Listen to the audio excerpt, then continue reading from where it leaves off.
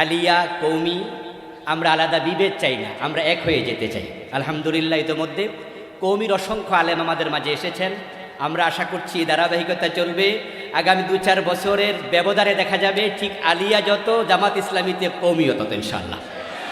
এখন এই আলেমদেরকে দুটো কাজে আমাদের খেয়াল রাখতে হবে। একটা হলো আমাদের এক হতে হবে। দলিল ইন্নাল্লাহা ইউহিব্বুল্লাযীনা ইউকাতিলুনা ফী সাবিলিহি সাফফান কান্নাহুম বুনিয়ানুম মারসুস।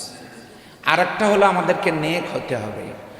ডিভাইসের মাধ্যমে বিভিন্ন জায়গায় তাদের লুকানো ডিভাইসের মাধ্যমে আমাদেরকে বিব্রতকর অবস্থার মধ্যে ফেলানোর জন্য ব্যাপকভাবে ষড়যন্ত্র শুরু হয়েছে। আমাদের চোখ কান খোলা রাখতে হবে। মতবিরোধ নয়, ঐক্যে ঘটতে চায় আগামী বাংলাদেশ। ওলামায়ে কেরাম হচ্ছে জাতির শ্রেষ্ঠ সন্তান। তাদের মাঝে যখন মতবিরোধ তৈরি হবে, এর ব্যাড প্রভাব, খারাপ প্রভাব জাতির মাঝে পড়ে। এই জন্য আলেমদের ঐক্য খুবই গুরুত্বপূর্ণ। নবীজি সাল্লাল্লাহু আলাইহি সাল্লামকে আল্লাহ তাআলা এই জন্য বলছেন, যারা দ্বীনের মাঝে তাফরিকা সৃষ্টি করে, ফেরকা বন্দি করে, মতবিরোধ সৃষ্টি করে, ওয়া কানু শিয়া, এবং তারা বিচ্ছিন্ন গ্রুপে যখন আলাদা হয়ে যায়, লাস্তা মিনহুম ফি শাই, হে রাসূল আপনি আর তাদের মাঝে থাকেন না। অর্থাৎ যারা মতবিরোধ করে, যারা বিচ্ছিন্ন হয়, তাদের সাথে রাসূল নেই। এই জন্য আমাদের আজকের মেসেজ হচ্ছে, আমরা মতবিরোধ করতে চাই না, আমরা ঐক্য করতে চাই। আলিয়া কৌমি আমরা আলাদা বিভেদ চাই না, আমরা এক হয়ে যেতে চাই। আলহামদুলিল্লাহ ইতোমধ্যে কৌমির অসংখ্য আলেম আমাদের মাঝে এসেছেন। আমরা আশা করছি ধারাবাহিকতা চলবে। আগামী 2-4 বছরের ব্যবধানে দেখা যাবে ঠিক আলিয়া যত, জামাত ইসলামীতে কৌমিও তত ইনশাআল্লাহ। ওলামায়ে কেরাম হচ্ছে জাতির নক্ষত্র তুল্য। নবীজি সাল্লাল্লাহু আলাইহি ওয়াসাল্লামের একটি হাদিস রয়েছে, তিনি বলেছেন, ইন্না মাসালাল উলামা ফিল আরদ কামাসালিন নুজুম ফিস সামা।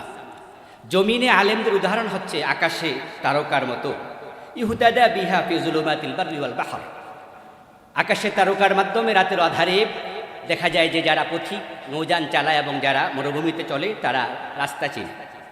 ফাইজা ইনতামাসাতিন নুজুম আওশাকা আন তাদিল্লাল হুদা। যখন তারকাগুলো নিভে যায় তখন পথিক পথ হারায়। তো আলেমরা যখন বিভ্রান্ত হবে, ইখতিলাফ তৈরি করবে, তাযহাবারি হুকুম, আলেমদের ইজ্জত সম্মান কমে যাবে, জাতি পথহারা হয়ে যাবে। এই জন্য আমরা কোনো বিভেদ তৈরি করতে চাই না। আলেমরা হচ্ছে জাতির জন্য হাদি। হাসান আল বসরি রাহিমাহুল্লাহ বলছেন, লাউলাল উলামা লাসারান নাস মিসলাল বাহাইম। যদি আলেমরা না থাকে, আলেমরা না থাকতো, মানুষগুলো পশুতে পরিণত হয়ে যেত। এই জন্য আমরা ঐক্যের মাধ্যমে আগালে আগামীর বাংলাদেশ ইসলামের বাংলাদেশ হবে ইনশাআল্লাহ। এর মাঝেও কিছু বিরোধ হয়, বিভেদ হয়। আমরা আলেমদের বিরুদ্ধে কথা বলে আমাদের জিহ্বাকে অপবিত্র করতে চাই না, আমরা তখন ধৈর্য ধারণ করবেন ইনশাআল্লাহ। আপনারা পত্রপত্রিকায়, মিডিয়ায় দেখছেন যে আমাদের বিরুদ্ধে অনেক কথা হচ্ছে, আমরা যেন তাদের বিরুদ্ধে কথা না বলি। আহমদ ইবনে হাম্বল রাহিমাহুল্লাহ বলেছেন, লুহুমুল উলামা মাসমুমা মান শাম্মাহা মারিদা ওয়া মান আকালাহা মাত। আলেমদের মাংস হচ্ছে বিষাক্ত। যে ব্যক্তি আলেমের গোস্ত নাকে নিয়ে শোকে সে অসুস্থ হয়, আর যে আলেমের মাংস ভক্ষণ করে সে মরে যায়। আমরা কোনো আলেমের মাংস ভক্ষণ করতে চাই না। যদি আমাদের বিরুদ্ধ বলে, আমরা ধৈর্যের সাথে আগাতে চাই।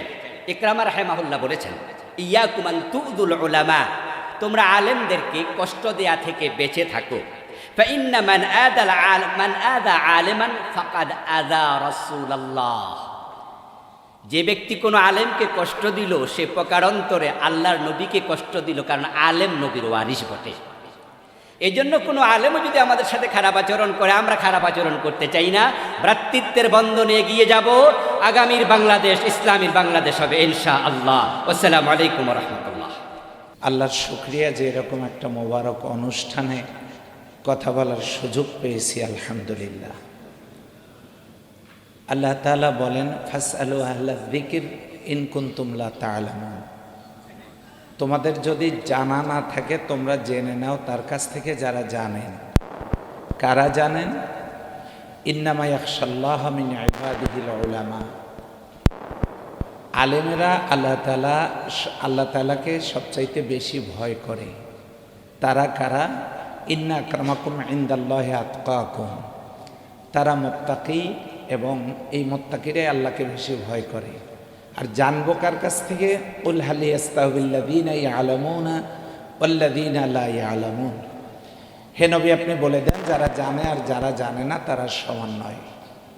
এখন এই আলেমদেরকে দুটো কাজে আমাদের খেয়াল রাখতে হবে। একটা হলো আমাদের এক হতে হবে। দলিল ইন্নাল্লাহা ইউহিব্বুল্লাযীনা ইয়াকাতিলুনা ফী সাবিলিহি সাফফান কান্নাহুম বুনিয়ানুম মারসুস। আরেকটা হলো আমাদেরকে নেক হতে হবে। ডিভাইসের মাধ্যমে বিভিন্ন জায়গায় তাদের লুকানো ডিভাইসের মাধ্যমে আমাদেরকে বিব্রতকর অবস্থার মধ্যে ফেলানোর জন্য ব্যাপকভাবে ষড়যন্ত্র শুরু হয়েছে। আমাদের চোখ কান খোলা রাখতে হবে। একটা কথা বলেই শেষ করব। সংসদের ভিতরে আছি, আগামী সংসদে আপনারা দেখতে পারবেন মাননীয় বিরোধী দলীয় নেতার যে ভূমিকা সংসদে হবে, জাতি আরও আশাবাদী হয়ে উঠবে ইনশাআল্লাহ। এবং ভিতর থেকে যে মেসেজ আমি আপনাদেরকে দিতে চাই, ওই সংসদ আলেমদের জন্য প্রস্তুত হয়ে আছে। আপনারা এই জাতির নেতৃত্ব নেওয়ার জন্য, নেতৃত্ব দেওয়ার জন্য প্রস্তুতি গ্রহণ করতে রাজি আছেন কি ইনশাআল্লাহ? ওয়ালা তাহিনু ওয়ালা তাহজানু ওয়া আনতুম লা আলাউনা ইন কুনতুম মুমিনিন। আল্লাহ আমাদের বিজয় দান করুন। সংসদের ভিতরে, সংসদের বাইরে আমাদের সাথে কারো কোনো দ্বন্দ্ব থাকবে না, তবে অন্যায়ের সাথে আমাদের কোনো আপোষ থাকবে না। আমরা যেন সকলে দায়িত্ব পালন করতে পারি। আল্লাহ আমাদের সকলকে নিজ নিজ দায়িত্ব পালনের জন্য কবুল করুন। আমার জন্য দোয়া চাই। আসসালামু আলাইকুম ওয়া রাহমাতুল্লাহ। বর্তমান সময়ে আলেমদের মাঝে অবারিত যেই কাজের সুযোগ তৈরি হয়েছে,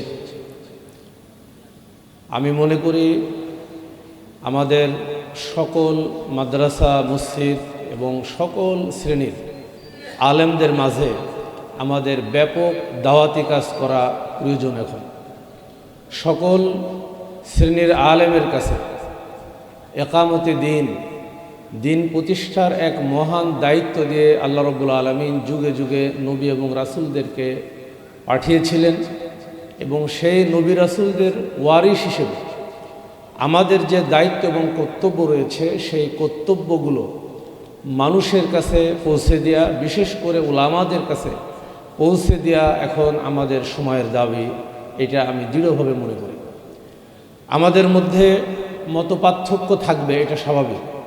আর এজন্যেই আমরা আমাদের যে চারজন ইমাম আমরা দেখেছি, তাদের মাসালাগত অনেক মতপার্থক্য আছে।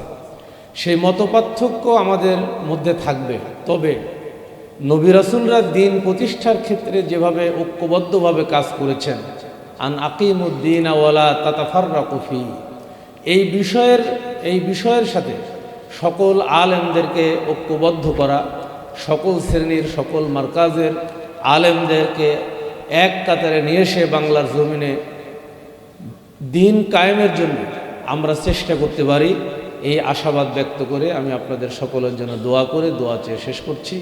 আসসালামু আলাইকুম ওয়া রাহমাতুল্লাহি ওয়া বারাকাতুহু।